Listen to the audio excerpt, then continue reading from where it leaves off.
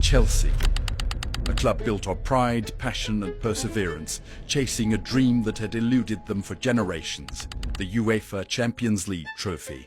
But in the 2011-12 season, they turned that dream into reality. Against all odds, against Napoli's firepower, against Benfica's resilience, against Barcelona's dominance, and finally against Bayern Munich in their own fortress, Chelsea found a way against every challenge. This is the story of one of the most dramatic Champions League journeys ever told, and this is how it began. The 2011-12 UEFA Champions League began with pressure, chaos and uncertainty surrounding Chelsea. A young manager, André Villas-Boas, just 33 years old, was tasked with rebuilding an aging squad filled with legends. John Terry, Frank Lampard, Didier Drogba, Petr Cech, Ashley Cole, warriors of the past. But were they still strong enough for the present? Critics said Chelsea were done, too old, too slow, too predictable, the end of an era. But what no one knew was that this team, a mix of fading legends and rising heroes, united under the calm guidance of Roberto Di Matteo, was about to carve its name into football history. And it all began in the group stage.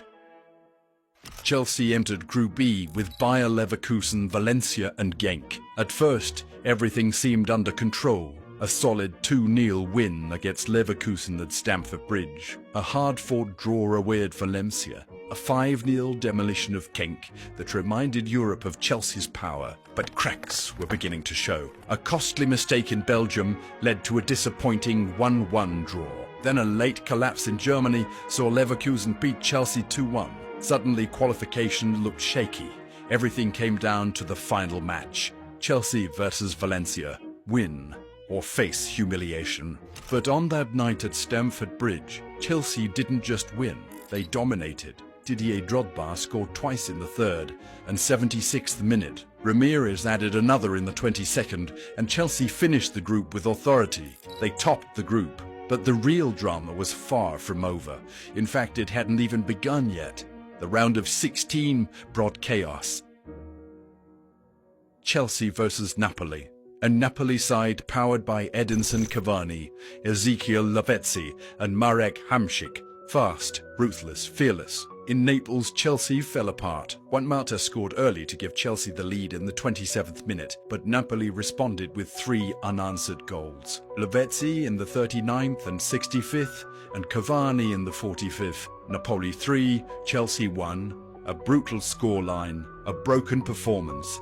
And just days later, the inevitable happened. André Villas-Boas was sacked. His replacement? Assistant manager Roberto Di Matteo, a former Chelsea player in the 90s, a humble figure, and by all expectations, a temporary solution. Many thought this would be the end of Chelsea's journey. But what no one knew yet was that Di Matteo wasn't just coming to perform a rescue act. He was coming to perform a miracle. Chelsea needed 2 goals against a confident Napoli. The world expected Chelsea to fall, but the second leg at Stamford Bridge became the birth of a miracle. Drogba scored a header in the 29th minute. Terry also scored a header in 55th. Just a minute later, Inler scored for Napoli, but in the 75th, Lampard's penalty forced extra time. Chelsea roared back into life. And then, the moment. In the 105th minute, Branislav Ivanovic smashed home the winner. Stamford Bridge shook.